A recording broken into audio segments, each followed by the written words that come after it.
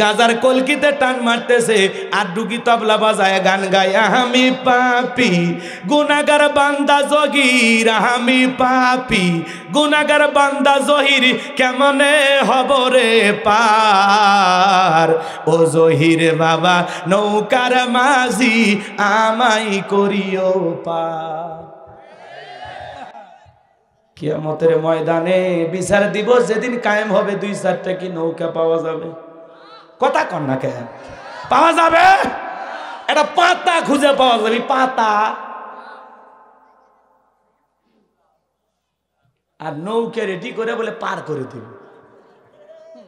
এরকম ভণ্ডবীর আছে না নাই? রাগ করতেছেন নাকি? কয় ওই হেলাল সাদ নৌকার মাঝি আমাই করিও পার।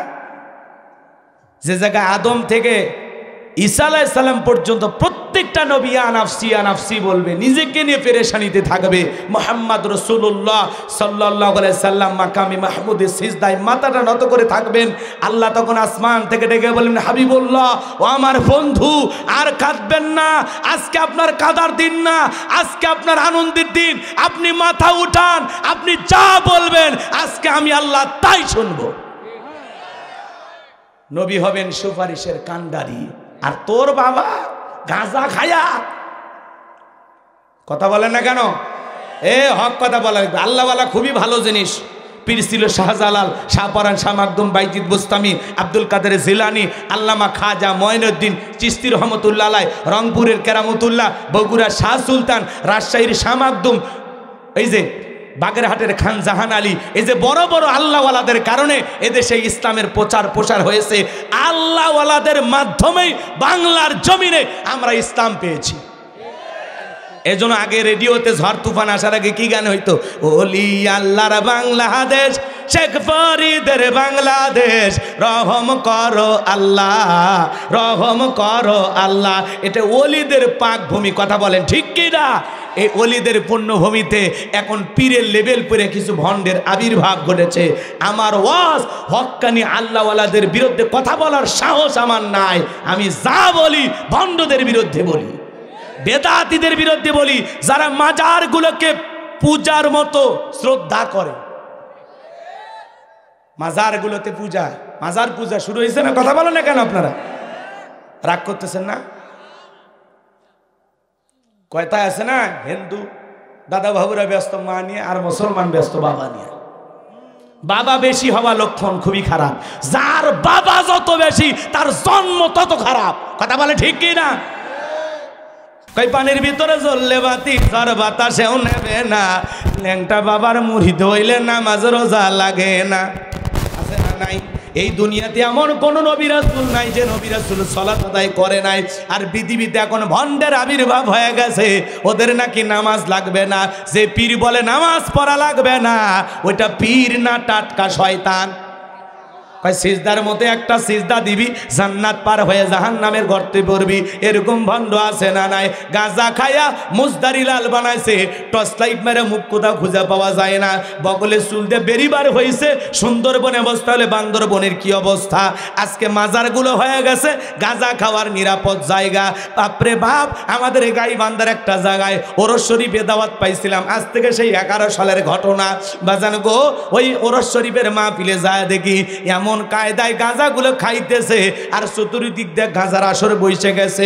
এমন কায়দায় গাঁজার কলকিতে টান মারে ধোঁয়া ছেড়ে দিচ্ছে। বাইরে থেকে প্রশাসনের লোকেরা দেখে মনে করতেছে ওরসের রান্না চলছে। কথা বোঝেন নাই? বাবা বেশি হওয়া ভালো না। খবরদার কোনো ভণ্ডের কাছে যাবেন না। আল্লাহ হেদায়েত দান করেন। জোরে বলেন আমিন। পীর ছিল শাহজালাল, খানকায় বীর, রাজপথে বীর, নারাই তাকবীর হুঙ্কার দিয়েছে, গৌর গোবিন্দ ময়দান ফাঁকা করছে। আর এখন সব ডিজিটাল পীর, পীরের নামে ভণ্ড। মহিলা মুরিদ নারী পুরুষ একত্রে জিগিরি করে। মহিলা নারীর দেখে বুড়ো পীর তাও লোভ সামলাবার পারে না। মহিলা মুরিদ দেখলে কয় মা আয় আয়। কথা কয় না? চিন্তা করছি এত বড় আল্লাহর ওলি আমারে ডাকতেছে, যদি না যায় জাহান্নামের জায়গা হবে না। ওই মেয়ে তখন ডাইরেক্ট পীর সাহেবকে চাপে ধরছে, আর পীর সাহেবের বুকের ভিতরে যাইয়া এত মজা পাইছে, আনন্দের ঠেলায় গান গায়, বাবা আমি তোমায় ভালোবাসি, তোমার চরণ চুমিতে বাবা তোমার কাছে আসি গো বাবা আমি তোমায় ভালোবাসি। যে মহিলা স্বামীকে বাদ দিয়ে পীরের ফাটা পায়ে চুমা খায় ওই নারীর চরিত্রের ঠিক নাই, কথা বলে ঠিক না? আপনার বউকে মাজারে পীর সাহেবের কাছে পাঠান, আপনি কি দুর্বল? আপনার বউকে বলবেন আমি তোর বড় পীর, পছন্দ হয় না? আয়েশা, ফাতেমা, খাদিজা, আসিয়া, মারিয়ম, হাজেরা, রহিমা এদের জীবনীগুলো কিনে দিবেন। স্ত্রীকে বলবেন এগুলো সব জান্নাতি নারী, এই বইগুলো পর, জান্নাতি জীবন গড়, জান্নাতের রাস্তা ধর, তারপরে মর। আপনার বউকে আপনি একটা বাচ্চার জন্য পীর সাহেবের কাছে পাঠান, সন্তান দেওয়ার মালিক কে? কোন মাজারের বাবার ক্ষমতা আছে একটা ছেলে দিতে পারে? ইব্রাহিম আলাইহিস সালামকে ৮৬ বছর বয়সে সন্তান দিয়েছেন কে? সে আল্লাহ আজও আছে না নাই? কিছু চাইলে কার কাছে? ফাইদা ফারাগাতা ফানসাব ওয়া ইলা রাব্বিকা ফারগাব। বান্দারে যখন নিঃশ্বাস হয় দুর্বল হইবা তোমার শূন্য হাতটা আমি আল্লাহর দিকে পেতে ধরো, আমি আল্লাহ তোমার শূন্য হাতটা পূর্ণ বানায় ফেরাই দেব। বলুন সুবহানাল্লাহ, আরো জোরে বলুন সুবহানাল্লাহ। তাহলে ভণ্ড পীর যেখানে,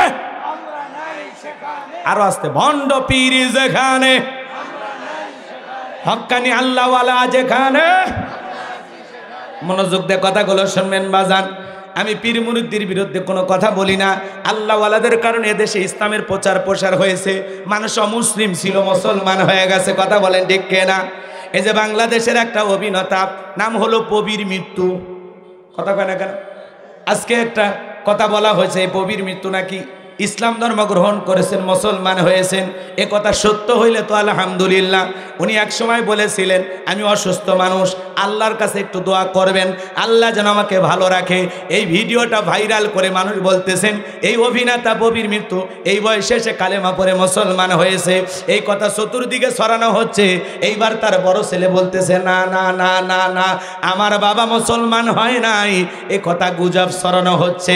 এজন্য বাজান, কেউ যদি মুসলমান হয়, ঈমান গ্রহণ করে, এটা সত্য কথা, কিন্তু আমি এটাকে স্বাগতম জানাবো, আমরা এটাকে বাহবা বলবো আলহামদুলিল্লাহ। কেউ যদি অমুসলিম থেকে কালেমা পড়ে মুসলমান হয়, তার জন্য হৃদয় নিংড়ানো দোয়া ভালোবাসা থাকবে। কিন্তু একটা মানুষ অমুসলিম মুসলমান হয় নাই, কিন্তু এটা নিয়ে গুজব ছড়ানো যাবে। তত্ত্বটাকে জানা লাগবে, কতটুকু সত্য কতটুকু মিথ্যা, আদৌ তিনি মুসলমান হয়েছেন কিনা সেটাকে জানতে হবে, তারপরে প্রচার করা লাগবে। এখন ফেসবুকে লেখালেখি হচ্ছে আলহামদুলিল্লাহ অবশেষে সিনেমা অভিনেতা প্রবীর মৃত্যু কালেমা পড়ে মুসলমান হয়েছেন, এ কথা বলে তারা অনেকে পোস্ট করতেছেন। এইবার তার বড় ছেলে এই বিষয়টাকে অস্বীকার করে বলেছেন আমার বাবা এখনো কালেমা পড়ে মুসলমান হয় নাই, আমার বাবা এখন অসুস্থ, আমার বাবা কানে শোনে না, ঠিক মতো কথা বলতে পারে না। আসলেই তার বাবা কালেমা পড়ে মুসলমান হয়েছে কিনা, বহু সিনেমা নাটকের মধ্যে উনি মুসলমান হয়ে অভিনয় হয়তোবা করেছেন, কিন্তু অনেক জায়গায় আল্লাহর কথাও তিনি দুই একবার বলেছেন। এই ভেবে অনেকে ভেবেছেন লোকটা মুসলমান হয়ে গেছে, আদৌ তিনি মুসলমান হয়েছেন কিনা এই বিষয়টা তিনি নিজেই বলতে পারেন, কথা বলেন ঠিক কিনা? কিন্তু তার ছেলেটা বলেছেন আমার বাবা কালেমা পড়ে মুসলমান হয় নাই। এজন্য সত্য জেনে আমাদের প্রচার করা লাগবে, কারো বিরুদ্ধে গুজব ছড়ানো যাবে না। আসলে ঘটনা সত্য না মিথ্যা, তিনি যদি মুসলমান হন আলহামদুলিল্লাহ, আল্লাহ যেন তাকে ঈমানের সহিত মৃত্যুবরণ করার তৌফিক দান করেন, জোরে বলেন আমিন। আর যদি মুসলমান না হয়ে থাকেন আল্লাহ যেন তাকে হেদায়েত দান করেন, জোরে বলেন আমিন। আল্লাহ তাকে যেন হেদায়েতের পথে কবুল করেন, জোরে বলেন আমিন। তিনি অসুস্থ, আল্লাহ যেন সুস্থতা দান করেন, জোরে বলেন আমিন। কথা যেটা বলছিলাম মনে হয় ভুলে গেছেন, ভালো করে বুঝবেন বাজান গো আমার। ফিরাউনের মাথা গরম হয়ে গেছে, ভালো করে বোঝেন। আজকেও যারা খানকা নিয়ে বসে আছে তাদেরকে টার্গেট করা হয় না, ওরা খানকা নিয়ে রমরমা ব্যবসা করতেছে। কিন্তু যারা আল্লাহর জমিনে দিনকে প্রতিষ্ঠিত করতে চায়, এক আল্লাহর পথে মানুষকে দাওয়াত দেয়, কোরআন দিয়ে সমাজ পরিচালনা করে, তাদেরকে টার্গেট করে করে ভিতরে ঢুকানো হয়, কথা বলেন ঠিক কিনা? এ বাজার গো আমার আপনাদের উদ্দেশ্যে বলতে চাচ্ছিলাম, এইবার ফিরাউন হামানকে ডেকে বলে, হামান এই দিকে আয়। হামানের মাথায় কোনো চুল ছিল না, সাদে মাল নাই, বাম পাল্লট, পুরো মাথা ছিল ভারতের দমদম এয়ারপোর্ট। হামানকে ডেকে বলে, হামান তাড়াতাড়ি করে বল, ঘটনা তো একটা ঘইটা গেছে, আগামী 3 মাসের মধ্যে মুসা নামের একটা ছেলে জন্মগ্রহণ করবে, ওই মুসার কারণে রাজত্ব পাওয়ার ক্ষমতা থাকবে না, এটা তো মেনে নেওয়া যায় না, কি করা যায়? এইবার বাজার গো আমার হামান ডেকে বলে, নেতা টেনশন নেবার কোনো কারণ নাই, মাইট ইজ রাইট, জোরজার মূল্য তার, পাওয়ার রাজত্ব ক্ষমতা আমাদের হাতে, আমরা যা বলবো তাই মানতে বাধ্য। বলে কি করতে চাস? এইবার বাজান গো আমার হামান ডেকে বলে, নেতা যত ছেলে সন্তান জন্মগ্রহণ করবে সবাইকে জবাই করে করে দুনিয়ার মুখ থেকে বিদায় করে দেব, তাহলে মুসার আগমন ঘটবে না, আপনার পথের কাঁটাও তৈরি হবে না। এই কথা শোনার পর ফিরাউন ডেকে বলে, হামান রে আসলে তোর মাথায় বুদ্ধি আছে, তবে শোন, ছেলেগুলোকে জবাই করবি, মেয়েগুলোকে জবাই করবি না, কারণ ছেলেদের মধ্যে আমার শত্রু আছে, মেয়েদের মধ্যে কোনো শত্রু নাই। তার মানে তোর হলেও মানুষ ভালো, মোবাইল নিয়ে গেল, সিম কার্ড খুলে দিয়ে গেল, কথা বলেন ঠিক কিনা?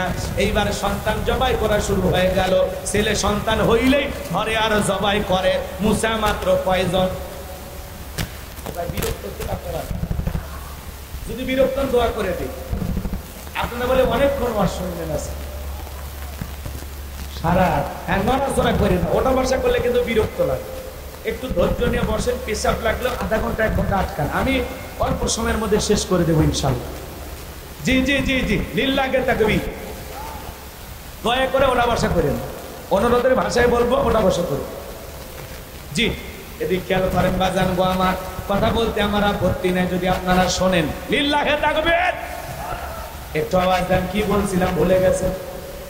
মুসা মাত্র কয়জন আর জবাই করে কত হাজার হাজার, তার মানে জালেমদের কাছে অপরাধ করে একজন, আর জালেমেরা সেই অপরাধের শাস্তি 1000 জনের উপরে চাপায়া দেয়, কথা বলেন ঠিক কিনা?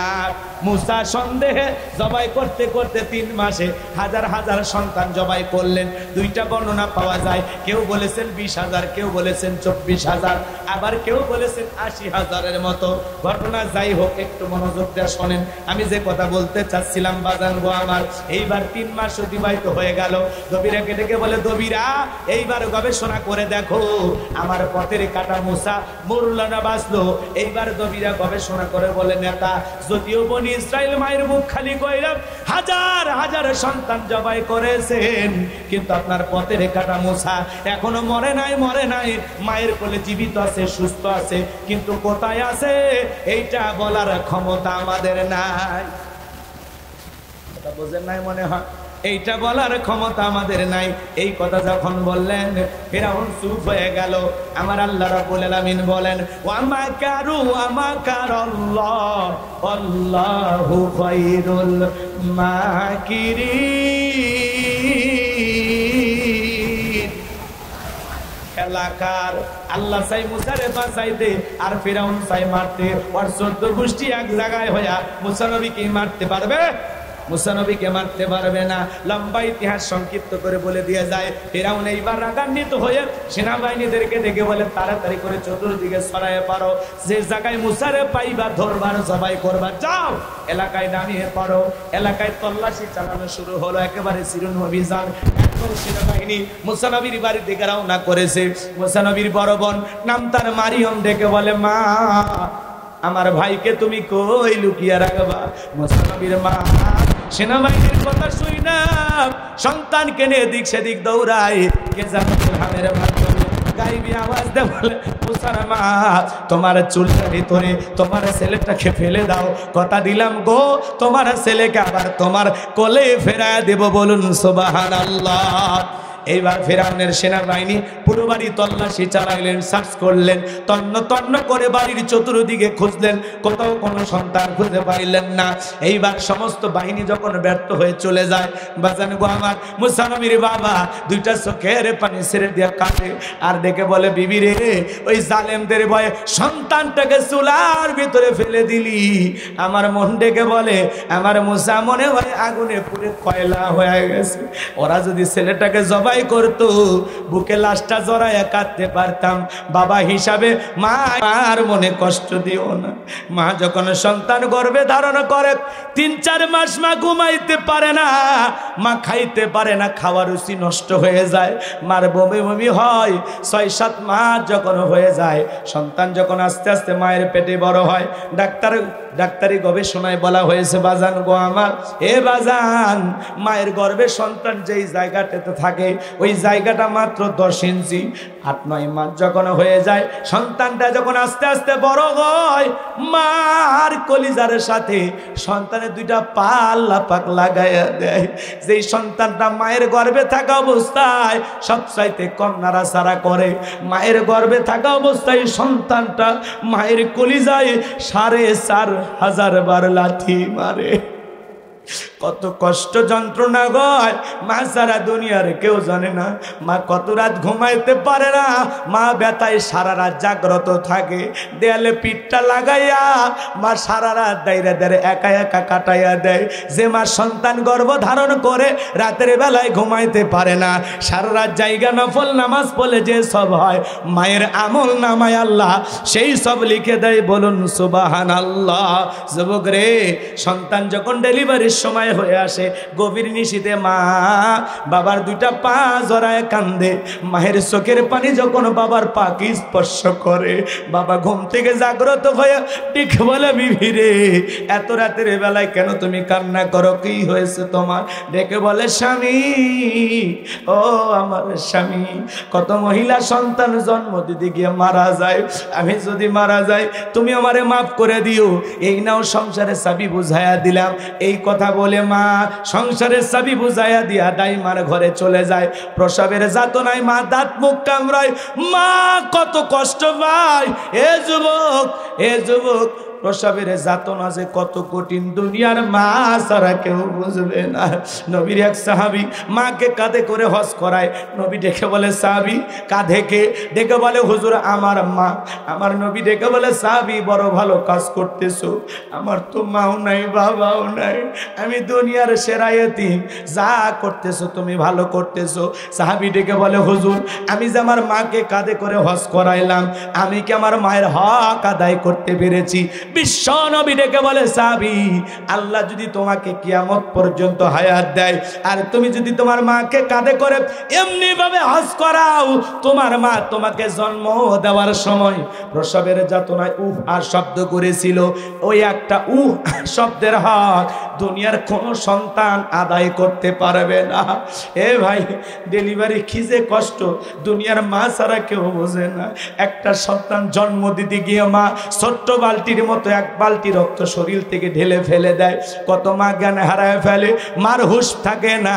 কিছুক্ষণ পরে মা যখন হুঁশ ফিরে পায়, ডেকে বলে, কই আমার সোনা মানিক, আমার কোলে দাও। মা সন্তানকে কোলে নেয়, গালে মুখে চুমা খায় আর বলে, বাঁচাদন বেঁচে থাক, আল্লাহ তোরে বড় মানুষ বানাক। মায়ের চাইতে দুনিয়াতে আপন আর কেউ নাই। একটা সন্তানের জন্য দুনিয়ার সব চাইতে আপন মানুষ 2 জন, একটা মা আর একটা বাবা। মা বাবার চাইতে নিঃস্বার্থ ভালোবাসা দুনিয়ার কেউ মানুষ দিতে পারবে না। দুনিয়াতে নিঃস্বার্থ ভালোবাসা কি? মা বাবার ভালোবাসার মধ্যে কোনো স্বার্থ থাকে? 2013 সালে পত্রিকা একটা কলম পড়েছিলাম, বিশ্ব মা দিবস উপলক্ষে। ছোট্ট এই কথাটা বলে মূল আলোচনায় চলে যায়। খারাপ লাগে? কষ্ট হচ্ছে? শুনে যান, যে কোনো ঘটনা থেকে শিক্ষা আছে না নাই? একটু শুনে যান বাজান গো আমার। এই ছেলেটার নাম ছিল আব্দুল মালেক। ছোটবেলায় চোখ দিয়ে পুষ পড়তো, পানি পড়তো। বাবা মারা গেছে, মা ডাক্তারের কাছে নিয়ে গেছে। ডাক্তার সাহেব, আমার এই ছেলেটার বাবা নাই, সন্তানটা চোখ দিয়ে পুষ পড়ে, পানি পড়ে। আমি মা তো টেনশনে পড়ে গেছি। সন্তানটার চোখটা একটু পরীক্ষা করেন। ডাক্তার এবার চোখটা পরীক্ষা নিরীক্ষা করে বলে, আপা এই ছেলের চোখের যে অবস্থা দেখতেছি, বড় হয়ে গেলে এই ছেলেটা অন্ধ হয়ে যাবে। মা তখন চোখের পানি ছেড়ে দিয়ে কাঁদে আর ডেকে বলে, ডাক্তার ভাই, এই ছেলেটা বড় হয়ে যদি অন্ধ হয়ে যায়, ওর বাবাও নাই, ছেলেটাও যদি অন্ধ হয়, আমার জীবনের কি হবে? ডাক্তারকে বলে ভাই কত টাকা লাগবে? এমন একটা বিপুল পরিমাণ টাকার অঙ্কের কথা বললেন।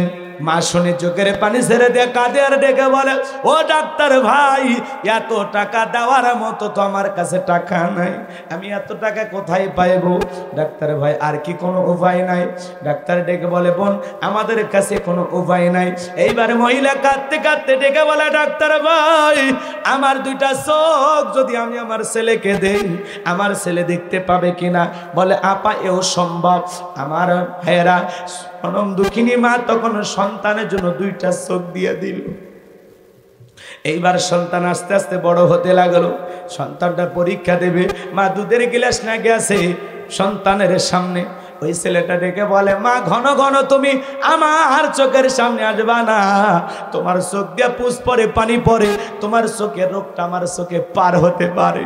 মা মনের ব্যথা মনে চাপায় রাখলো, সন্তানের সামনে আর কোনো কথা প্রকাশ করলো না।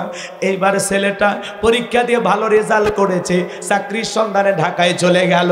ঢাকায় যায় চাকরিও পাইছে, সুন্দরী বউ দেখে বিবাহ করেছে, কিন্তু গ্রামের বাড়ি দুঃখিনী মায়ের আর কোনো খবর রাখলো না। বছরের পর বছর কেটে যায়, মা অসুস্থ হয়ে যায়। মা তখন টেনশনে পড়ে গেল, যেই ছেলের জন্য জীবন যৌবনের সবকিছু বিলিয়ে দিলাম, আমার সেই ছেলেটা আজকে আমি অসুস্থ, আমারে দেখতেও আসে না। অন্তত মরার আগে আমি মা আমার সন্তানের চেহারাটা দেখে মরতে চাই। এইভাবে মা বন্ধু বান্ধবের কাছ থেকে ঠিকানা সংগ্রহ করে ছেলের বাড়ি ঢাকায় চলে গেল। ঢাকায় যখন চলে গেছে, বলে আমি আব্দুল মালিকের মা। বাড়ির দারোয়ান গেটটা খুলে দিয়েছে, বাড়ির ভিতরে প্রবেশ করে মা তাকায় দেখে আব্দুল মালিক বাড়ির সামনে দাঁড়ায় আছে। এইবার বাজান গো, আমার সন্তানকে দেখে মা আর মাকে দেখে সন্তান ছুটে আসছে, এসে বলে, মা কেন তুমি আমার বাড়িতে আসছো? শ্বশুর বাড়ির লোকজন দেখলে পরিচয় দিতে পারবো না, যাও যাও মা তাড়াতাড়ি করে চলে যাও। এই কথা বলে কিছু টাকা পকেট থেকে বের করে দুঃখিনী মায়ের হাতে দেয়।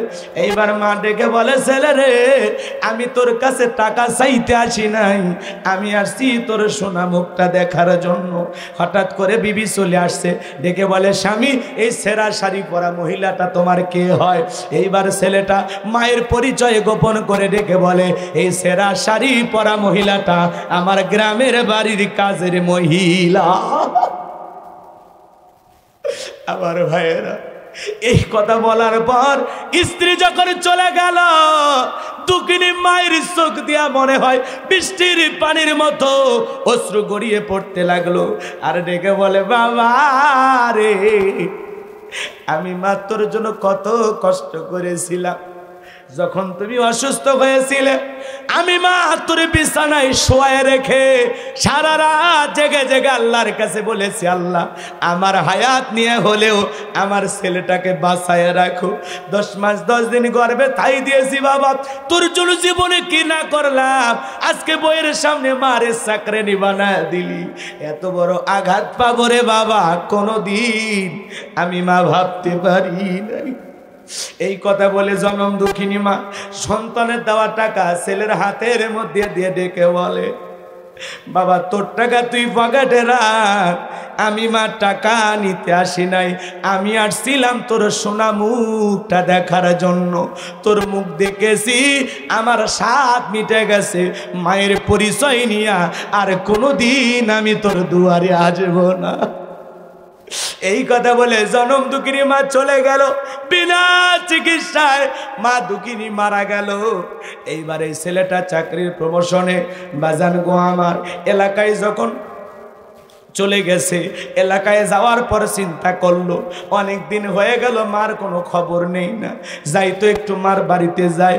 এইবার মার দরজায় ডাক দেয়, ও মা, মা দরজা খোলো। মা নামের পাখি ভিতর থেকে কোনো আওয়াজ দেয় না।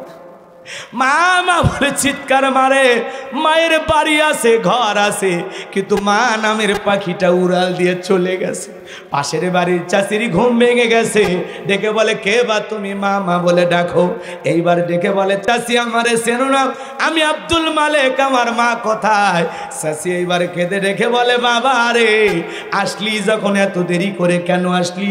তোর মা তো অনেক দিন আগে মারা গেছে, অন্ধকার কবরে চলে গেছে। ছেলেটা হাউমাউ করে কাঁদে আর ডেকে বলে, চাচি দেখায়া দাও না আমার মায়ের কবরটা কোথায়। এইবার চাচি যখন মায়ের কবর দেখায়া দিল, মায়ের কবরের মাটি দইরা আও মাও করে কাঁদে আর ডেকে বলে, মা এত বড় বেয়াদবি করলাম, ক্ষমা চাওয়ার সুযোগ দিলি না মা, অভিমান করে চলে গেলি, আমার চাইতে হতভাগা সন্তান দুনিয়ার জমিনে কেউ নাই। ও মা আমারে মাফ করে দিও গো মা, ও মা আমারে মাফ করে দিও গো মা। মায়ের কবরের মাটি ধরে অজরে ছেলেটা কান্না করতে লাগলো। চাচি ডেকে বলে, বাবা কাঁদলে কি মা ফেরত আসবে? বাবারে আর কান্না করতে হবে না, তোর মা মৃত্যুর পূর্বে তোর নামে একখানা চিঠি লিখে গেছে, আর দেখে বসে গেছে আমার সন্তান যদি কোনোদিন আমি মায়ের সন্তান করতে আসে, মায়ের লেখা সে চিঠিটা আমার ছেলের হাতে দিয়ে দিও। এই কথা বলে চাচি যখন বলে, বাবা আয় আমার কাছে আয়, ছেলেটা হাউমাউ করে মায়ের কবর ধরে কান্না করে আর ডেকে বলে, চাচি দাও না আমার মায়ের লেখা সে চিঠিটা কই। এ যুবক, যে মা তোমারে আমারে দুনিয়ার মুখটা দেখাইলো, যে বাবা মাথার ঘাম পায়ে ফেলে বাড়ি ঘরে জায়গা জমি সব দিয়ে কবরে ঘুমাইলো, যে মা বাবা নিঃস্বার্থভাবে সারাটা জীবন ভালোবাসা দিল, সেই মা বাবার সাথে কোনোদিন খারাপ আচরণ করব না, বেয়াদবি করব না, পিতা মাতার খেদমত করে শেষ বয়সে তাদের দায়িত্ব নিয়ে তারা যেমন ছোটবেলা থেকে আমাদেরকে লালন পালন করেছে, শেষ বয়সে আমরা তাদের সুখে দুঃখে পাশে থেকে পিতা মাতার খেদমত করে তাদের দোয়া নিব। কোন কোন সন্তান দুই হাত তুলে আমার আল্লাহকে একবার দেখাইয়া দেন। আল্লাহ আমাদের সবাইকে পিতা মাতার খেদমতকারী সন্তান হিসেবে কবুল করুন, জোরে বলুন আমিন। পিতা মাতার খেদমত করব তো ইনশাআল্লাহ। পিতা মাতার মনে কষ্ট দেওয়া যাবে?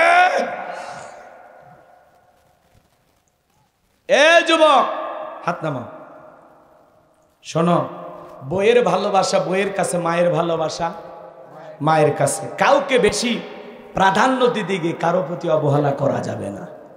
মা জননী, তার সাথে বেয়াদবি করা। আজকে ছেলেরা বউ পাইলে মার কথা ভুলে যায়। কথা বলেন না কেন? এ যুবক রাগ কইরো না, সামনের দিকে যায়, অনেক কথা বলার আছে। খারাপ লাগতেছে? দোয়া করব, একটু কথা শুনে যান বাজান।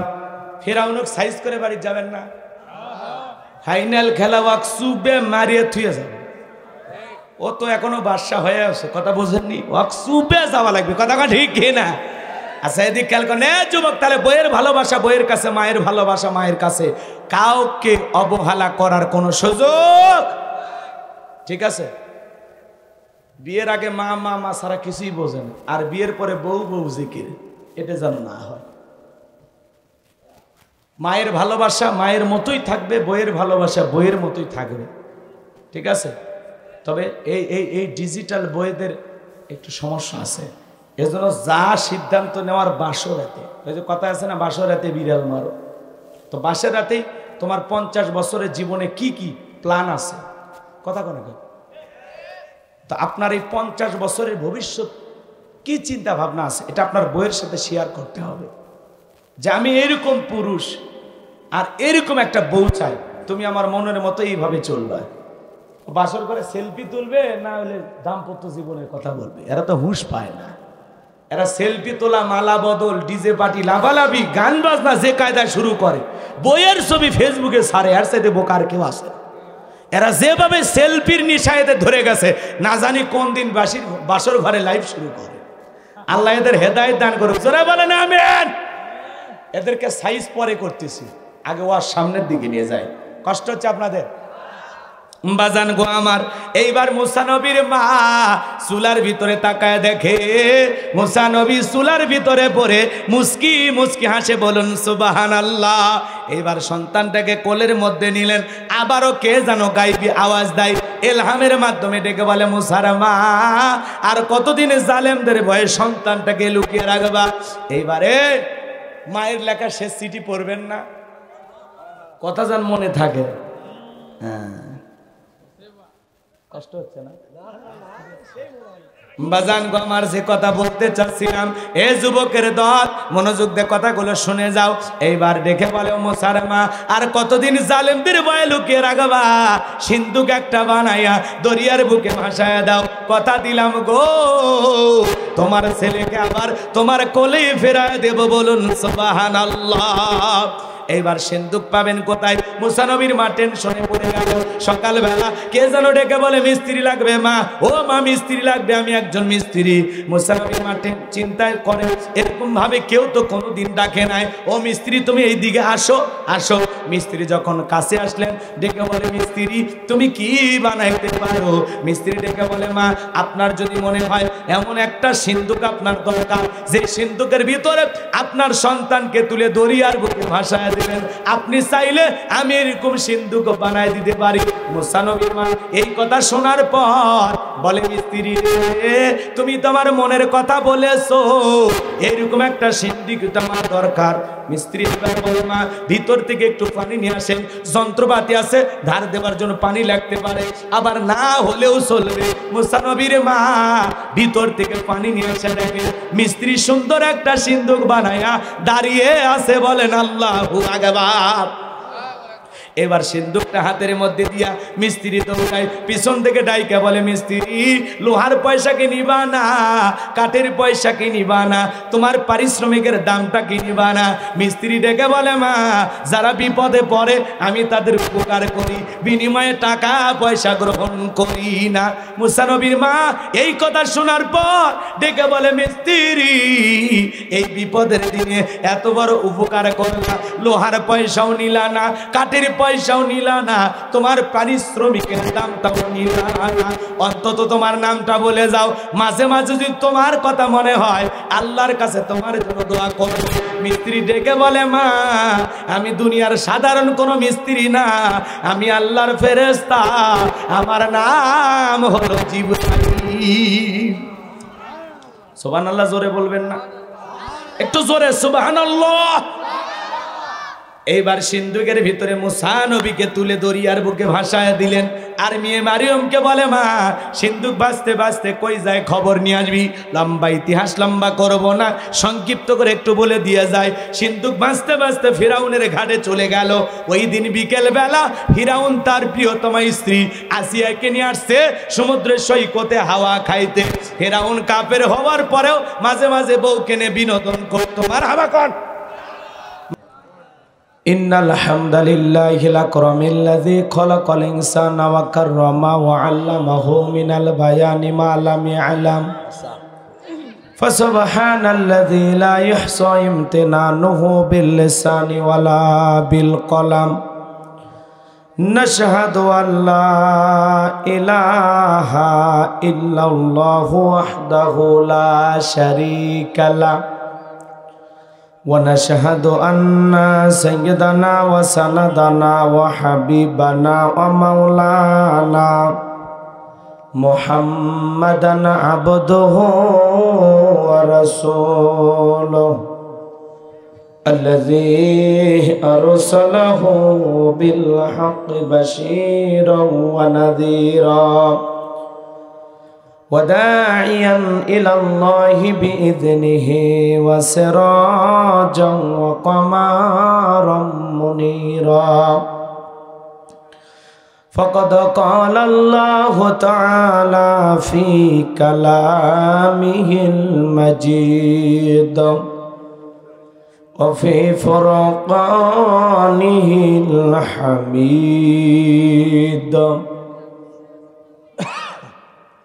সকলে জবান সেরে মোহাব্বতে আওয়াজ দে পড়ুন আউযু বিল্লাহি মিনাশ শাইতানির রাজিম বিসমিল্লাহির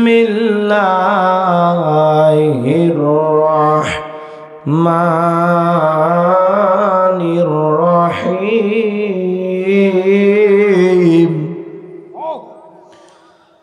إن الذين قالوا ربنا الله ربنا الله ثم استقاموا تتنزل عليهم الملائكة ألا تخافوا ولا تحزنوا وأبشروا بالجنة التي كنتم توعدون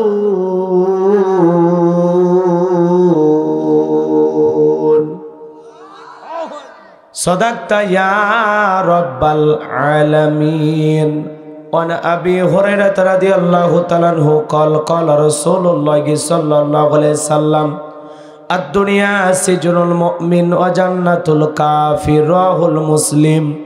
وقال تعالى في شأن حبيبي إن الله وملائكته يصلون على النبي يا أيها الذين آمنوا صلوا عليه وسلموا تسليما. সকলে দরুদ ইব্রাহিম পড়ুন। اللهم صل على محمد وعلى آل محمد كما صليت على إبراهيم وعلى آل إبراهيم إنك حميد مجيد. اللهم بارك على محمد وعلى آل محمد كما باركت على إبراهيم وعلى آل إبراهيم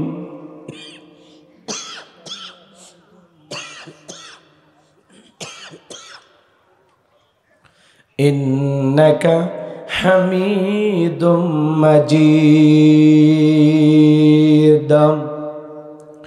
তুমি আসমানে থাকো প্রভু আমি জমিনে তবু তোমারি প্রেম জমে হৃদয় গহীনে।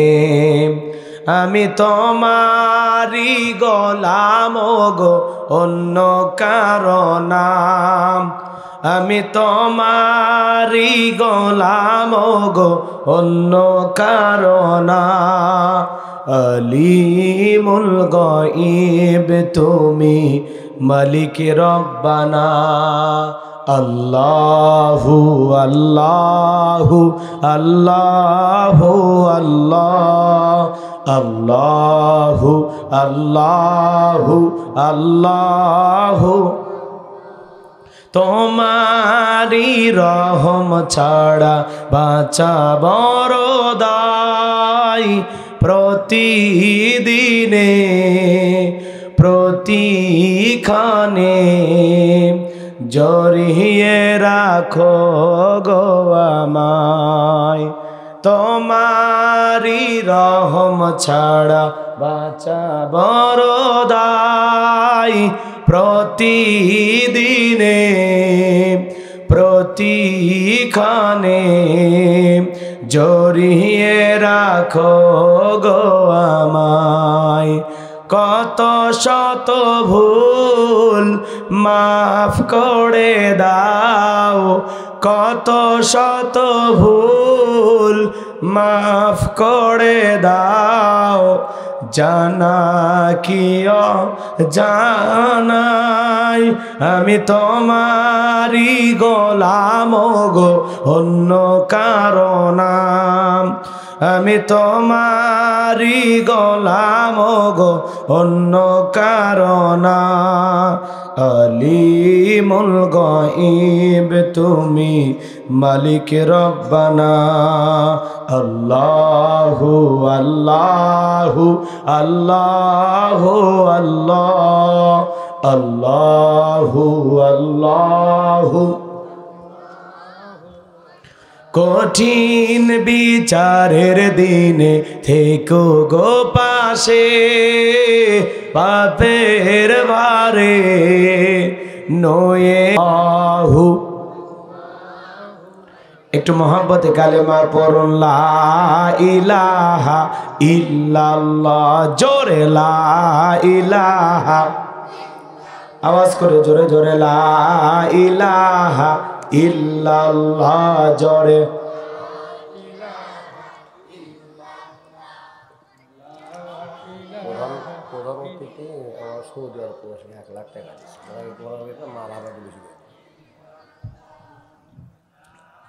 থাক থাক, কষ্ট করে পড়েন না। আরে আপনাদের কালেমা পড়ে দেখে মায়া লাগতেছে। যে কায়দায় পড়তেছেন মনে হয় বেশ কয়েক মাস ধরে আপনারা নফল রোজা রেখে শরীর একেবারেই ক্লান্ত, শরীরও চলে না, বাড়িতেও ভালো লাগে না, এই জন্য মনের দুঃখ নিয়ে মাহফিলে আসছেন, তাই না? এই যদি হয় মুসলমানের কালেমার আওয়াজ, বাতিলেরা তো টুটি চেপে ধরবেই, কথা বলেন না কেন? বাতিলেরা তো ঘাড়ে চেপে বসবেই, কথা বলেন না কেন? মুসলমান আর ঘুমাইলে চলবে না, আর কত ঘুমাবেন? মুসলমান ঘুমায় থাকতে থাকতে বাতিলের আইসা মুসলমানের ইমান ডাকাতি করে নিয়ে যায়, এরপরে মুসলমানের ঘুম ভাঙে না, কথা বলেন ঠিক কিনা? এলাকায় কালেমা বলে কি মামলা হয়? জেলে দেয়, রিমান্ডে নেয়। মুসলমান কালেমার জন্য জীবন দিতে রাজি, কিন্তু কালেমা ছাড়তে রাজি নাই, কথা বলে ঠিক কিনা? সেই মুসলমানের আওয়াজ এত দুর্বল দিলে চলবে না, একটু আওয়াজ দেন, আওয়াজ দেন, পারবেন তো ইনশাআল্লাহ? দাঁড়ানো যুবকেরা বসে পড়ো, রাস্তাঘাটে যারা এখানে সেখানে ঘোরাফেরা করতেছেন দেরি করেন না, তাড়াতাড়ি আসেন, শুরু হয়ে গেছে। লা ইলাহা ইল্লাল্লাহ, জোরে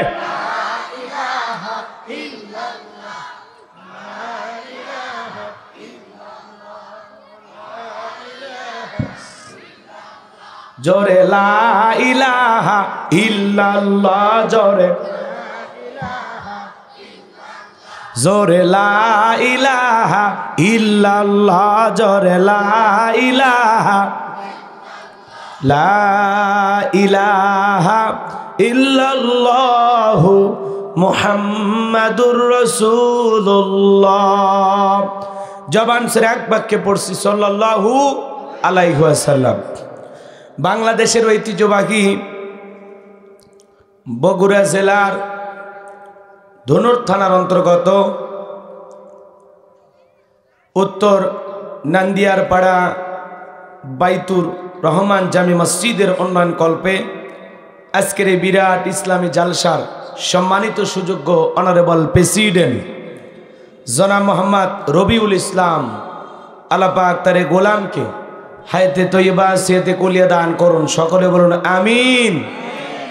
আজকের প্রোগ্রামের প্রধান অতিথি জনাব মোহাম্মদ আরিফুর রহমান আরিফ, আল্লাহ পাক তার গোলামকে হায়াতে তৈয়বা সিয়াতে কুলিয়া দান করুন, সকলে বলুন আমিন। আজকের প্রোগ্রামের আমন্ত্রিত অতিথিবৃন্দ, বিশেষ অতিথিবৃন্দ, বিশেষ অতিথি এবং প্রবাসী বৃন্দ, আলোচনা রেখে ধন্য করেছেন আপনাদের মসজিদের সুযোগ্য সম্মানিত খতিব, চমৎকার কথা বলেছেন হাফেজে কোরআন হজরত মাওলানা মোহাম্মদ জহুরুল ইসলাম সাহেব। আল্লাহ পাক প্রিয় ভাইয়ের জবানকে দ্বীনের জন্য, ইসলামের জন্য, কোরআনের ময়দানের জন্য কবুল করুন, সকলে বলুন আমিন।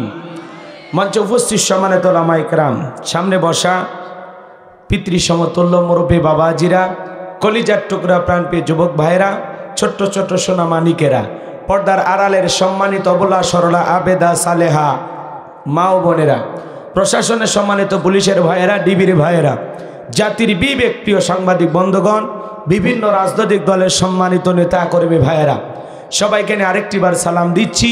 আশা করছি সকলে সালামের জবাব জোরে সোরে দেবেন। আসসালামু আলাইকুম ওয়া রাহমাতুল্লাহি ওয়া বারাকাতুহু। আমরা শুকরিয়া আদায় করতেছি সেই মহান মালিকের দরবারে যে আল্লাহ পাক সুবহানাহু ওয়া তাআলা অত্যন্ত দয়া করে, করুণা করে, মায়া করে, মহব্বত করে, ভালোবেসে, পছন্দ করে অত্র এলাকা থেকে গনে গনে গুণান্বিত করে, যাচাই বাছাই করে শুধুমাত্র কেবলমাত্র কোরআনুল কারীমের মহব্বতে আজকের মাহফিলে আসার বসার সুযোগ দান করলেন। সে মহান মনিবের দরবারে সিজদাবনত চিত্তে কালিমাতু শুকুর আদায় করে পড়ছি আলহামদুলিল্লাহ। পড়ুন রব্বানা লাকাল হামদ হামদান কাসীরান তয়্যিবান মুবারাকান ফি। লক্ষ কোটি দরুদ সালাম মানবতার শ্রেষ্ঠ বন্ধু বিশ্বনবী বিশ্বনেতা যে নবী আইয়ামে জাহিলিয়াতের যুগে আগমন করে অসভ্য মানুষগুলোকে সভ্য বানিয়েছেন, অভদ্র মানুষগুলোকে ভদ্র বানিয়েছেন, কোরআন নামের সংবিধান দিয়ে কোরআনের রাজ কায়েম কইরা সোনালী যুগ উপহারে দিয়া মদিনার পাক ভূমিতে শায়িত আছেন। সে রাসূলের প্রতি কলিজা ভরা মহব্বত নিয়ে পড়ছি দরুদ সালাম। সকলেই পড়ুন সাল্লাল্লাহু আলাইহি ওয়াসাল্লাম। সম্মানিত ভাইরা, আজকের প্রোগ্রামে আসতে পেরে বসতে পেরে খুশি না বেজার? কারা কারা বেজার দু হাত তুলে দেখান তো দেখি। আলহামদুলিল্লাহ। বগুড়ার মানুষ চালাক না হইয়া পারে?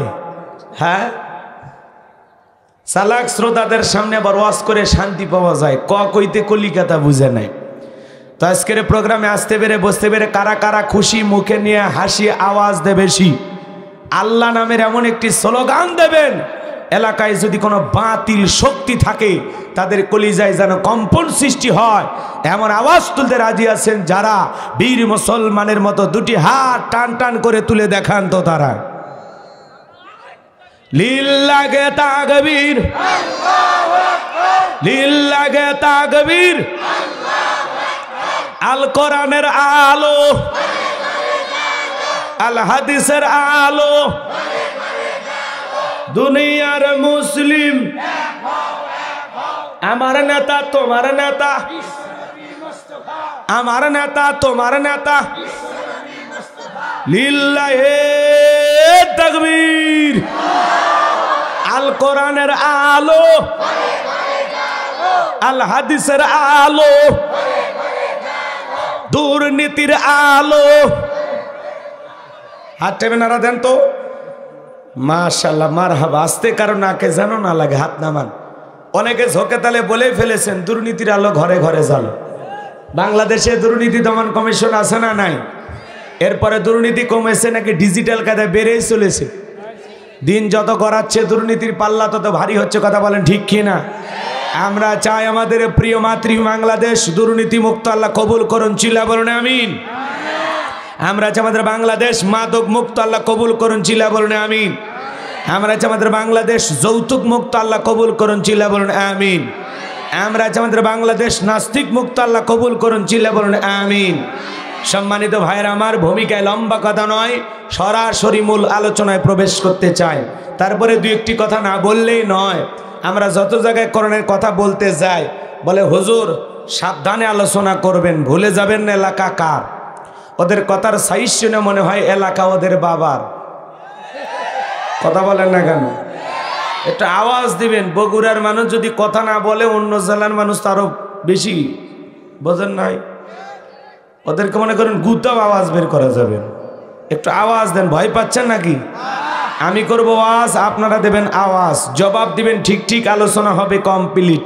শ্রোতাদের স্পিরিটে বারে বক্তার হিট, আলোচনা হবে জায়গা মতো ফিট। হ্যাঁ, চোখ কান খোলা রাখবেন। কিছু আজ প্যান্ডেলে, কিছু আজ অ্যাঙ্গেলে।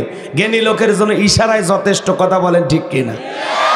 হ্যাঁ, চলুন সামনের দিকে যায়। কষ্ট হচ্ছে আপনাদের? অনেক জায়গায় গেলে বলে হুজুর ওয়াজ যা করবেন করবেন, খবরদার রাজনীতির কোনো আলোচনা করবেন না। আপনারাই বলেন তোমার বাড়ি কোন জেলা? গাইবান্ধা। গরিব এলাকায় বাড়ি দেখে আমার জেলার নামটা নিতে আপনাদের কষ্ট হচ্ছে। একটু জোরে বলেন, আমার বাড়ি কোথায়? আমি আসছি কোন জেলায়? বগুড়ায়। বিশ্বাস করেন আমি গাইবান্ধা থেকে বগুড়াতে আসছি শুধুমাত্র কোরআনে কথা বলার আশায়। এছাড়া আমার আর অন্য কোনো উদ্দেশ্য নাই, কথা বলেন ঠিক কিনা? আর গাইবান্ধা থেকে বগুড়া ধনুটে রাজনীতি করে আমার কোনো লাভ আছে? আগামী নির্বাচনে এলাকার মহিলা মেম্বার পদে দাঁড়ানোর কোনো চান্স আছে? তাহলে আমি কেন এখানে রাজনীতি করব? যদি করাই লাগে নিজের জেলা গাইবান্ধাই করব, কথা বলেন ঠিক কিনা? এই জন্য আপনারা টেনশন মুক্ত থাকবেন। আমি আপনাদের কথার সাথে একমত। আমি বাংলাদেশের রাজনীতিক কোনো দলের বক্তা না, আমি রাজনীতিক কোনো বক্তব্য দেব না। I will not say any political word because I am not a leader of any political party. কারণ এখানে সব দলের লোক আছে না নাই? এখানে বসে আছেন আওয়ামী লীগ, বিএনপি, জাতীয় পার্টি, জামাত ইসলাম, জাসদ, বাসদ, চরমানা, আরশি, জামবেগি, ফুরফুরা, হাটহাজারী ওলামা, নেজামা, তাবলিগ, পাবলিক, ওলামা লীগ, গণতন্ত্র, গণফোরাম, সুসমাজ, বিকল্পতার, এলজিবিটি, নাগরিক শক্তি, ভিপিএল সোসাইটি, 4 দল, 14 দল, 8 দল, 19 দল, 20 দল, হিন্দুস্তান বিএনএ, বাংলাদেশ কংগ্রেস, যে পর্যন্তই থাক। বাংলাদেশে কত দল? আমি কি বোকা দলীয় আলোচনা করব? এই দিক থেকে যদি একটা দলের লোক গুথা মারে, ওই দিক থেকে আর একটা দলের লোক থানায় টেলিফোন করে, আমি হুজুরের অবস্থা ভালো না কারা? অতএব আজকের মাহফিলে বাংলাদেশের রাজনীতি নিয়ে কোনো আলোচনা করা হবে? বলেন, বাংলাদেশের রাজনীতি নিয়ে কোনো আলোচনা করা হবে? আচ্ছা, বাংলাদেশের রাজনীতি কি আল্লাহর পাঠানো? কথা বোঝেন না কেন? তাহলে এই দেশের রাজনীতি নিয়ে আমার কথা বলার কোনো কারণ নাই। তবে হ্যাঁ, আমি যদি রাজনীতিক কোনো কথা বলি, বাংলাদেশের নয়, এদিক খেয়াল করেন, পুরো পৃথিবীর শ্রেষ্ঠ রাজনীতিবিদ, শ্রেষ্ঠ রাষ্ট্রনায়ক, শ্রেষ্ঠ রাষ্ট্রপতি, শ্রেষ্ঠ সেনাপতি, শ্রেষ্ঠ বৈজ্ঞানিক, শ্রেষ্ঠ দার্শনিক, শ্রেষ্ঠ বাবা, শ্রেষ্ঠ নানা, শ্রেষ্ঠ স্বামী, শ্রেষ্ঠ আদর্শ, শ্রেষ্ঠ মহামানব রহমাতুল আলামিনের মদিনার আদর্শের রাজনীতির কথা বলবো। আমি যদি কোনো রাজনৈতিক বক্তব্য দেই, খলিফাতুল মুসলিমিন আমিরুল মুমিনিন হযরত ওমর ফারুকের আদর্শের রাজনীতির কথা বলবো। যে ওমর ফারুক আল্লাহর জমিনে আল্লাহর আইনকে প্রতিষ্ঠিত করতে গিয়ে নিজের কলিজার টুকরা ছেলেকে পর্যন্ত ছাড় দেয় নাই। কথা বলেন ঠিক কি না? সেই মদিনাওয়ালার আদর্শের রাজনীতির কথা শোনার পর আপনার যেন আবার চুলকানি আরম্ভ না হয়। কারণ কোরআন হাদিসের হক কথা সবার পেটে হজম হয়। আপনারাই বলেন তো, সুদ করে সামনে যদি সুদের বিষয় নিয়ে আলোচনা করা হয়, ও কি বগুড়ার এশিয়া হোটেল থেকে মিষ্টি নিয়ে এসে বলবো, হুজুর হ্যাঁ করেন একটু মিষ্টি খান? নাকি বলবে, এই হুজুর এসে সুদের ওয়াজ কইরা আমার সুদের ব্যবসায় লাল বাতি জ্বালাইছে? কথা বলে ঠিক কিনা? যারা ঘুষ খায়, দুর্নীতি করে, হারাম খায়, ভুরি বানাচ্ছে, 26 মাসের গর্ভবতী, ওদের সামনে ঘুষের আলোচনা করলে খুশি না বেজার? যারা বেনামাজি, নামাজ পড়ে আসার খাইয়া পইরা আল্লাহ সিজদা দেয় না, ওদের সামনে নামাজের ওয়াজ করলে খুশি না বেজার? যে সমস্ত মা বোনেরা বোরকা পরে না, পর্দা করে না, বুকে ওড়না পর্যন্ত নেয় না, সেই সমস্ত মা বোনদের সামনে পর্দার আলোচনা করলে খুশি না বেজার? এমন কায়দায় রাস্তা দিয়ে হাইটে যায়, মনে হয় পেছন থেকে তাকালে 2টা সুপারি গাছ দাঁড়িয়ে আছে। কথা বলেন ঠিক কি না? এই জন্য ওয়াজ যদি কারো বিপক্ষে চলে যায়, কিয়ামত পর্যন্ত সে বক্তার উপরে খুশি হবে না। কথা বলেন ঠিক কি না? এই জন্য পরিষ্কারভাবে একটি কথা বলে দিতে চাই, আজকের আলোচনার সভাপতি স্যারের মতো হবে না, প্রধান অতিথির মতো হবে না, মাহফিল কমিটির মতো হবে না, বক্তার মতো হবে না, শ্রোতাদের মতো হবে না। আল্লাহর কোরআন যা বলবে গোলাম রব্বানি তাই বলবে। এতে কে খুশি কে বেজার ওইটা দেখার টাইম নাই। কথা বলেন ঠিক কি না? যুগে যুগে নবী রাসূল দাওয়াতি কাজ করেছেন, তাদের দাওয়াতি কাজেও কাফের বেঈমানরা বাধার পাঁচির তৈরি করে দিয়েছিলেন। এরপরে আল্লাহর পয়গম্বররা শত বাধার পাঁচিরকে ভেঙে আল্লাহর জমিনে আল্লাহর পথে মানুষকে দাওয়াত দিয়েছেন। কথা বলে ঠিক কিনা? আল্লাহর নবী নূহ আলাইহিস সালাম দাওয়াত দিতে গেছেন, দিনের বেলায় দাওয়াত দিয়েছেন, রাতের বেলায় দাওয়াত দিয়েছেন। পয়গম্বরের দাওয়াত তারা গ্রহণ না করে ষড়যন্ত্র করে আল্লাহর পয়গম্বর নূহ আলাইহিস সালামকে মারতে মারতে মারতে মারতে বেহুশ করে জমিনের উপরে শোয়া রেখেছিলেন। আল্লাহর নবী নূহ আলাইহিস সালাম যখন হুঁশ ফিরে পেলেন, জ্ঞান ফিরে পেলেন, তখন আল্লাহ রাব্বুল আলামিনের কাছে কেঁদে কেঁদে প্রার্থনা করে বলেন, আল্লাহ যেটুকু সময় আমি বেহুশ ছিলাম, অজ্ঞান ছিলাম, দাওয়াত দিতে পারি নাই, তোমার বান্দাদেরকে তোমার পথে ডাকতে পারি নাই, আল্লাহ কঠিন বিচারের দিনে সেই সময়ের হিসাব তুমি আমার কাছে নিও না। আল্লাহু আকবার বলবেন না? তাহলে নবীরা দাওয়াত দিতে গেছেন, জালেমেরা কি করেছেন? পিটায় বেহুশ করেছেন। কথা বলেন ঠিক কিনা? এই যুবকেরা দাঁড়ায় থাকো না, সবাই বসো, সবাই বসো, কথা আজকে কিছু হবে। বসো বসো, সবাই বসো, নড়াচড়া করো না। কর্তৃপক্ষের ভাইরা খুবই ভালো, 9টায় পোস্টারে লেগেছে, 9টা বাজার আগে মঞ্চে তুলে দিচ্ছে। কথা বলেন ঠিক কিনা? আল্লাহ কমিটির ভাইদের হায়াত বাড়ায় দেন, জোরে বলেন আমিন। হ্যাঁ, ফাঁকা জায়গা পূরণ করে সবাই চেপে চেপে বসেন, খেলা হবে। একটু অপেক্ষা করেন, রাগ করতেছেন নাকি আপনারা? এদিক খেয়াল করেন, যুগে যুগে নবী রাসূলের দাওয়াতি কাজ করেছেন, তাদের দাওয়াতি কাজেও কাফের বেঈমানরা বাধার প্রাচীর তৈরি করে দিয়েছিলেন। কথা বলেন ঠিক কি না? আপনার আমার প্রিয় নবী কালেমার দাওয়াত দিকে কোরআনের প্রচার করতে গিয়ে মার খেয়েছেন, রক্ত জড়িয়েছেন, দান দান মোবারক শহীদ হয়ে গেছেন, লোহার টুপি মাথার ভিতরে ঢুকে গেছেন।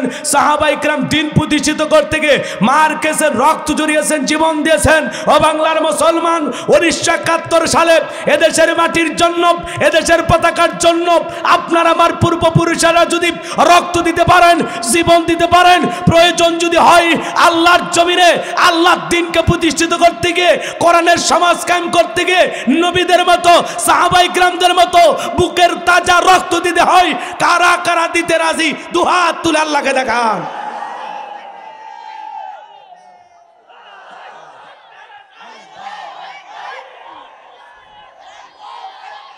লিল্লাহে তাকবীর, লিল্লাহে তাকবীর। হাত সোজা করেন তো, হাত টান টান করে তোলেন। ওই যে মাঝে মাঝে হাত বেঁকা করে তুলেছেন, দুই হাত সোজা করার শক্তি নেই। আপনি পুরুষ মানুষ, দুধ ডিম ভিটামিন ক্যালসিয়াম মাঝে মাঝে কিনে খাবেন। আল্লাহ কবুল করেন, জোরে বলেন আমিন। হাত সোজা করেন, হাত সোজা করেন। আমি কি হাত নামাইতে বলেছি? আমার আল্লাহ রাব্বুল আলামিন বলেন, ইন্নাল্লাহা আশতারা মিনাল মুমিনিনা আনফুসাহুম ওয়া আমওয়ালাহুম বিআন্না লাহুমুল জান্নাহ। সূরা তাওবার 111 নম্বর আয়াতে আল্লাহ পাক জানায় দিলেন, নিশ্চয়ই মুমিন বান্দাদের জান মাল আমি আল্লাহ ক্রয় করে নিয়েছি, বিনিময়ে দেব জান্নাত। বলুন সুবহানাল্লাহ। তাহলে বলেন তো বাজান, আপনার আমার জীবনের মালিক কে? এ বগুড়ার যুবকেরা ভালো করে বলো তো, এই জীবনের মালিক কে? প্রেম করবার প্রেমিকাকে পার্কে নিয়ে যা ডায়লগ দিবা, এ জীবন তোমার, তুমি শুধু আমার। ওরে হাইব্রিড যুবক, এই জীবনের মালিক কে? তোমার আমার সম্পদের মালিক কে? আল্লাহর দেয়া জীবন, আল্লাহর দেয়া সম্পদ আল্লাহর পথে খরচ করতে রাজি আছেন তো মুসলমান? রাজি আছেন তো ইনশাআল্লাহ? রাজি আছেন তো ইনশাআল্লাহ? বাম হাত নামান, শুধু ডান হাত তুলে রাখেন। আল্লাহ রাব্বুল আলামিন বলেন, ইল্লা সাহাবাল ইয়ামিন ফি জান্নাতি ইয়াতাসাআলুন। ডানপন্থী যারা জান্নাতের বাগানে থাকবে, মসজিদ মাদ্রাসায় দিতে পারে না। আপনি পকেটে হাত দেবেন, শয়তান বলবি কি করিস? বলে 100 টাকা মসজিদে দেই। কয় চুপ কর, 100 টাকা হলে 2 প্যাকেট সিগারেট হবে। তার মানে আপনি চাইলেও দিতে দেবেন, আপনাকে ওয়াসওয়াসা দিয়া ধোকা দিয়ে বোকা বানাবে। কথা বলেন ঠিক কিনা? এজন্য শয়তানের মুখে লাথি মেরে আল্লাহর ঘর মসজিদের জন্য প্রাণ ভরে দান করেন। 10-এর লাঠি 1-এর বোঝা। আল্লাহ সবাইকে দান করার তৌফিক দান করেন, জোরে বলেন আমিন। আমার হাতে 2, 4, 5, 10,000 তারা দেবেন। এলাকার গণ্যমান্য ব্যক্তিবর্গ, হাজী সাহেব, হ্যাঁ, সভাপতি, প্রধান অতিথি, বিশেষ অতিথি যারা আছেন, বাজান তাড়াতাড়ি দেন, পকেটে হাত দেন, তাড়াতাড়ি দেন, তাড়াতাড়ি তাড়াতাড়ি। সময় বড় কমে, আমি আলোচনায় চলে যাব। আজকে প্রাণ ভরে আলোচনা করবো ইনশাআল্লাহ। জি জি দেন, কারা দেবেন তাড়াতাড়ি দেন। মাশাআল্লাহ। বাবাজি কি নাম? এত কম দিলে হবি তাহলে? আলহাজ মোহাম্মদ হায়দার আলী, কথার মধ্যে নাই জোরাত আলী, যাইন একেবারে খালি, নগদ 1000 টাকা। জোরে বলেন মারহাবা। কিন্তু মসজিদের সভাপতি হিসাবে 1000 টাকা কি নেওয়া যায়? আজকের মাহফিলে সহসভাপতি মসজিদের সভাপতি। লিল্লাহে তাকবীর। আপনি কি গরিব মানুষ নাকি? মানে এমনি এলাকার মানুষ ভালোবেসে দিয়েছে। ওই মসজিদের কাজ শুরু হলে কত দিবেন সেটা কম? কাজ শুরু হবি তো ইনশাআল্লাহ। উনি জায়গা দিয়েছে না বেটা? শোন, আপনি জায়গা দিয়েছেন না? মাশাআল্লাহ মাশাআল্লাহ, লিল্লাহে তাকবীর। আমার বাবাজি আল্লাহর ঘর মসজিদ নির্মাণের জন্য জায়গা দিয়েছে। আল্লাহ দানটা কবুল করেন, বড়দানে শামিল করে নেন। আজকে 1000 টাকা দিয়েছেন, আল্লাহ কবুল করেন, হায়াত বাড়ায় দেন, জিন্দিগির গুনাহগুলো মাফ করে দেন। জোরে বলেন মারহাবা। আসেন আসেন দরদিরা আমার, দিয়ে দেন বজে মন, কেড়ে নিতে কতক্ষণ। নদীর একল ভাঙে অকল করে, এই তো নদীর খেলা। সকালবেলা টাকাওয়ালা তুই, ফকিরি সন্ধ্যা দান করিলে মাল কমে না, নেকির পাল্লা হয় ভারী, গুনাহ খাতা মাফ করে দিয়ে আল্লাহ জান্নাতে বানায় দিও ঘর বাড়ি। জোরে বলেন মারহাবা। আব্দুল ওয়াহেদ ভাই, আগে 2000, এখন 1000, 3000 আর সিমেন্ট হলো। আছে ওয়াহেদ ভাই? আছে? খালি মিটি মিটি হাসেন না। আল্লাহ কবুল করেন, জোরে বলেন আমিন। ওয়াহেদ ভাই, ও ওয়াহেদ ভাই এদিকে আসেন না, মুসাফা করেন। টেকালা মানুষ কিন্তু মোটামুটি আছে না? আল্লাহ আরো দেখ, জোরে বলেন। আমি সিমেন্ট কি হতে মসজিদের কাজ হবে 10 বস্তা দেওয়া যাবে? হ্যাঁ, লিল লাগে থাকবে। আমাদের ওয়াহেদ ভাই আগে 2000, এখন 1000, 3000 আর সিমেন্ট 10 বস্তা, জোরে কোন মারহাবা, লিল লাগে তাকবীর। আল্লাহ তাআলা ভাইয়ের দানটা কবুল করে, বড়দানে শামিল করেন, এজন্য সরকার লক্ষ লক্ষ টাকার মালিক বানিয়ে দেন, জোরে বলেন আমিন। আজকের মাহফিলের প্রধান অতিথি সৌদি আরব প্রবাসী আল্লাহরে গোলাম জনাব মোহাম্মদ আরিফুর রহমান আরিফ ভাই, 1 লক্ষ টাকা, জোরে বলেন মারহাবা, লিল্লাহে তাকবীর। 1 লাখ টাকা, জোরে বলেন মারহাবা। আল্লাহ তাআলা প্রবাসী ভাইয়ের দানটা কবুল করেন, হায়াত বাড়ায় দেন, জিন্দেগির গুনাহগুলো মাফ করে দেন, কোটি কোটি টাকার মালিক বানায় দেন, জোরে বলেন আমিন। মহিলা প্যান্ডেল, পুরুষ প্যান্ডেলে সবাই যাও বাবা, সবাই যাও, তাড়াতাড়ি কালেকশন করে নিয়ে আসো, সব টাকা মঞ্চে জমা দাও। আবার কেউ নিজের মনে করে বাড়িতে নিয়ে যাবে না সোনা। হ্যাঁ, টাকাগুলো মসজিদের আল্লাহর ঘরের জন্য সবাই একটু দেন। আমাদের এলাকায় 1 লোক মসজিদের 6 লাখ টাকা মেরে গেছে। কয় লাখ? কথা কয় না খে 6 লাখ টাকা খাইছে। উনি মসজিদের সভাপতি বা সেক্রেটারি যে কোনো একটা পদে ছিল আর কি। তো মানুষজন জিজ্ঞাসা করতে যে ভাই আল্লাহর ঘর মসজিদের টাকাগুলো দিয়ে ভাই আমরা মসজিদের কাজ করব। আল্লাহর ঘরের টাকা আল্লাহর বান্দা খাইছে, এটা আবার হিসাব নিকেশ কি? কথা কয় নাকি? মানুষ কয় পরকালে জবাব দিব না, সেটা আল্লাহর সাথে আমি বুঝে নেব। এরকম ঠেটা আছে না নাই? তো এদেরকে বুঝানো কঠিন। আল্লাহর ঘর মসজিদের টাকা বাবা এদিক সেদিক করা যাবে না, প্রত্যেকটা টাকার জবাব দিতে হবে। কথা বলে ঠিক কি না? হ্যাঁ, আল্লাহর ঘর মসজিদের জন্য 2-4 বস্তা সিমেন্ট দেবেন বাজান। এই যে টিন শেড মসজিদ দিচ্ছেন না, এটা ভাঙ্গে একতলা শুরু হয়ে যাবে ইনশাল্লাহ। 2-4 বস্তা যখন মসজিদ ভাঙবে তখন দেবেন, সমস্যা নাই। যে হুজুর আমি 5 বস্তা সিমেন্ট দেবো, আমি 1 গাড়ি বালি দেবো, অথবা আমি 2000 ইট কিনে দেবো, মসজিদ ভাঙলে দেবেন ইনশাল্লাহ, ভাঙলে দেবেন। হ্যাঁ, অথবা নগদে বাকিতে 2-1000 টাকা দেবেন, 2-1 মণ ধানের টাকা দেন, দেন না বাজান, দিলটা নরম করে দেন। সোনা ভাই আমার, কে দেবেন? হুজুর আমি দেবো ইনশাল্লাহ। কি নাম বলেন? বলেন। 2-1 বস্তা সিমেন্ট দেন, পিতা মাতা রুহের মাগফিরাত কামনায় আল্লাহর ঘর মসজিদ নির্মাণের জন্য দান করবেন। আল্লাহ আপনার জন্য জান্নাতি বালাখানা বানায় দেবেন। বলুন সুবহানাল্লাহ। হ্যাঁ, কে আছেন ভাই? কে আছেন যে হুজুর আমি দেবো ইনশাল্লাহ? কি নাম? তাড়াতাড়ি বলেন, আমি আলোচনায় চলে যাবো, কষ্ট দেব না, খুব দ্রুত গতিতে দেন। একটু জিকির করেন লা ইলাহা। এ যুবক তোমরা বিয়ে যারা করনি তারা না হাত তোলো তো, ময়না দেখি তো। দেখেন এরা বলে যুবক, হাতটা যদি সোজা না তুলতে পারে বলে যুবক। তোদের বিয়ে কেমনে আটকে আছে? এ বাবা, তোমাদের দেহে কি শক্তি আছে?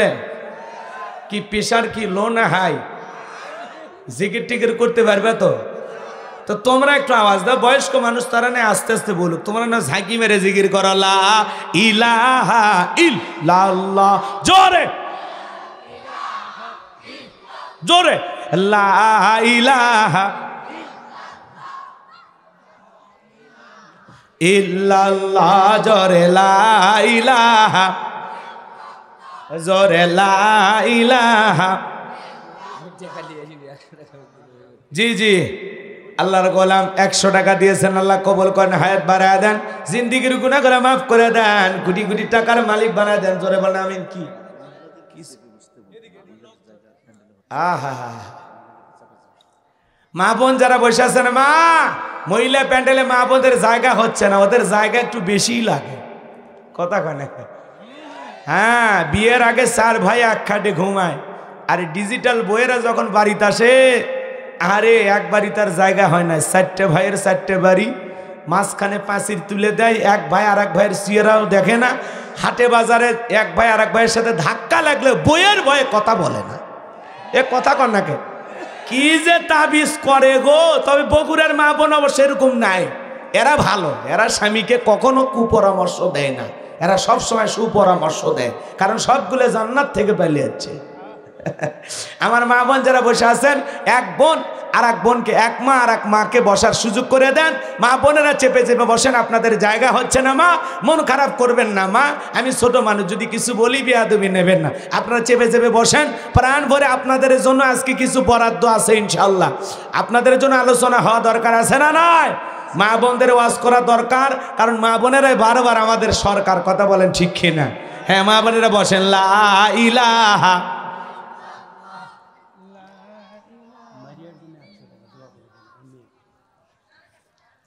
আহারে মেয়ের জন্য বাবা ভালোবেসে দোয়াছে 100 টাকা, মেয়ের নাম মারিয়া। আল্লাহ তাআলা দানটা কবুল করেন, মেয়ের হায়াত বাড়ায় দেন, জিন্দেগির গুনাহগুলো মাফ করে দেন। আল্লাহ তাআলা তার পরিবারের উপর খাস রহমত বরকত নাজিল করেন। জোরে বলেন আমিন। আরো আস্তে কর। এই জিকির থামলো কেন? জিকির করো লা ইলাহা ইল্লাল্লাহ, জোরে লা। ভাই আমার হাতে 2 4 5 10 হাজার যারা দিবেন, 2 4 500 টাকা দিবেন, আমি মুসাফির ভাই দিল থেকে দোয়া করে দেবো। আসেন ভাই, 500 1000 টাকা যারা দিবেন, দেরি করেন না, কৃপণতা করেন না, দেন। আল্লাহর করে মসজিদ নির্মাণের জন্য দেন। আল্লাহ সমস্ত বালা মুসিবত থেকে হেফাজত করবেন। কোন দিক দিয়ে আপনার সংসারে করলে দেবেন, নিজেও টের পাবেন। লিল্লাহ। সভাপতি ভাই কম দিচ্ছে এবার নাকি? কতবারে বেশি দিছিল? আগে দিয়ে দিছে, আগে দেওয়া হয়ে গেছে। 5000 চাকরি করা মানুষদের বেশি দেওয়া লাগবে। হ্যাঁ, আমাদের পলাশবাড়ি গাইবান্ধাতে ভাই চাকরি করে, আল্লাহরে গোলাম। 1 2 3 4 5 বাবা মার জন্য দোয়া আছে 5000 টাকা। এ রাশেদ ভাই কই গেল? হ্যাঁ, রাশেদ ভাই নাই? হ্যাঁ, মসজিদের সেক্রেটারি হয়ে গেছে, নতুন মানুষ। জি জি জি, সবাই একটু দান করেন। সভাপতি 5000 টাকা। চাচা এটা মানে নেব না, আর একটু রিস্ক নেবেন? গতবারে বেশি দিছিল তো। গতবারে কত দিছিল আমার মনে নাই। হ্যাঁ হ্যাঁ, 10,000 টাকা নিবে। কারা কারা হাত তোলে তো দেখি। 10,000 টাকা সভাপতির কাছে। লিল্লাহি তাকবীর। আমি বলবো সভাপতি সভাপতি, তোমরা বলবে 10,000 টাকা আছে, বলতে পারবে না? সভাপতি সভাপতি সভাপতি সভাপতি। এই ব্যাপারই না, এমন করছি 50,000 1 লাখ চাবে, তোমরা দিয়ে দিবি ভাই, দিয়ে আল্লাহ কবুল করুন। এই পকেটে হাত ঢুকছে। লিল্লাহি তাকবীর।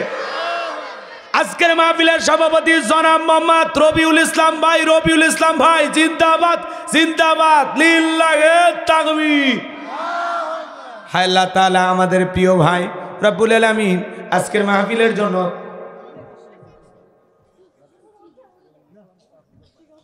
জি সভাপতি মহোদয়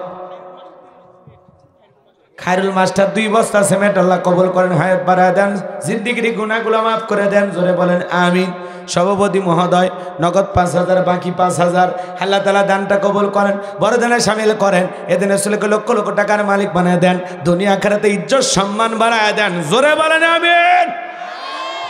আর কে আছেন ভাই? তাড়াতাড়ি দেন, আলোচনায় চলে যাবো, আর কষ্ট দেব না, খুব দ্রুত গতিতে।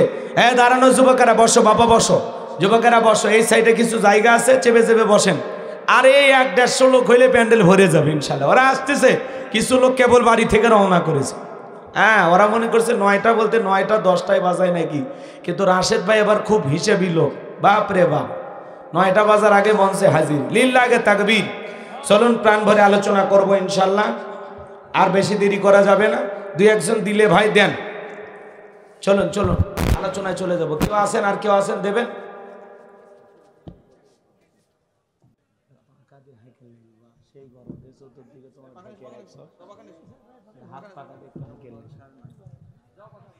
ভাই দেবেন? আর কে দেবেন? চাচা কথা কয় না, বা এলাকায় কেউ নাই ভাই, দেবেন না? 2-4 বস্তা সিমেন্ট। হ্যাঁ, সবাই দিয়ে দিছে। হ্যাঁ, খায়া দেয়, সব টাকা দিছে। মোষ 2 লাখ টাকা। শুনছি শুনছি। জি জি জি, ওই জন্য দিচ্ছেন না, তাহলে আমি আর কান্দাকাটি বন্ধ করলাম। জি না, আমিও দিয়ে দিছি কিছু। জি জি, কই কই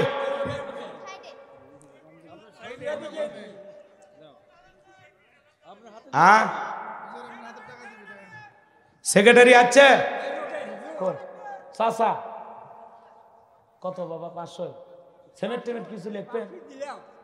লিল্লাহি তাকবীর। চাচার নাম কি? মতিয়ার রহমান নাম, বাপের বেড়া মতো করছে একখান কাম, নগদ 500 টাকা জোরে বলেন মারহাবা। আল্লাহ দানটা কবুল করেন, বড় দানে শামিল করেন, এ দানে ছিল লক্ষ লক্ষ টাকার মালিক বানায় দেন, দুনিয়া আখিরাতে ইজ্জত সম্মান বাড়ায় দেন, জোরে বলেন আমিন। আরো জোরে বলেন আমিন। রাশেদ ভাই আলো না? না জি, টাকা দিয়ে দেব না। ওই যে ব্যাগ পাইছেন, মহিলা প্যান্ডেল পুরুষ প্যান্ডেলের কালেকশনের ব্যাগ পাইছেন, সে টাকা আসছে? হ্যাঁ, টাকা নিয়ে কে হারিয়ে গেছে? আচ্ছা, চাচা নিয়ে গেছে, ঠিক আছে। মহিলা প্যান্ডেল পুরুষ প্যান্ডেলের কালেকশন হয়ে গেছে, আল্লাহ কবুল করেন, জোরে বলেন আমিন। এরপরে যারা পরে আসতেছেন এরাও দিতে পারেন, আল্লাহ কবুল করেন। এখন আমি আলোচনায় চলে যাই ভাই, আর কষ্ট দেব না ইনশাল্লাহ। একটা ডাইরেক্ট আলোচনা, আমি আল্লাহর কোরআন থেকে আলোচনা করব। একটু মেহরবানি করে আপনারা একটু দূরে বসছেন তো, আর একটু কাছে আসলে ভালো হইতো, কিন্তু মাঝখানে দেখেছি দুতলা আর এই নিচতলা, এই জন্য একটু সমস্যা হয়ে গেছে। বাবা তোর বাপ কিনে দিয়েছে টর্চ লাইট, তুই তোর জায়গা মতো মারিস বাবা, এদিকে ওদিক মারিস না, পুষকে না সোল লাল লাইট ঘুরতেছে, হ্যাঁ রাগ করতেছে না। চলেন আলোচনায় চলে যাই, কষ্ট হবে?